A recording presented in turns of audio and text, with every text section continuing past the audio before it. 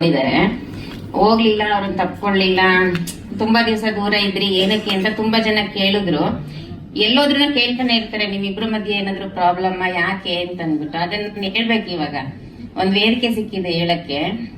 ನಮ್ದು ಹಿಂದೂ ಸಂಸ್ಕೃತಿನಲ್ಲಿ ಮಿಲಿಟರಿಗೆ ಹೋಗಿರ್ತಾರೆ 1 ವರ್ಷ 2 ವರ್ಷ, ಕೆಲವರು 5 ವರ್ಷ ಬಿಟ್ಟು ಬರ್ತಾರೆ. ಎಲ್ಲಿ ಏರ್ಪೋರ್ಟ್ ಅಲ್ಲಿ ಬರ್ಲಿ, ಟ್ರೈನ್ ಅಲ್ಲಿ ಬರ್ಲಿ, ಎಲ್ಲಿ ಬಂದ್ರು ಯಾರು ಹೋಗಿ ತಪ್ಕೊಳ್ಳಲ್ಲ.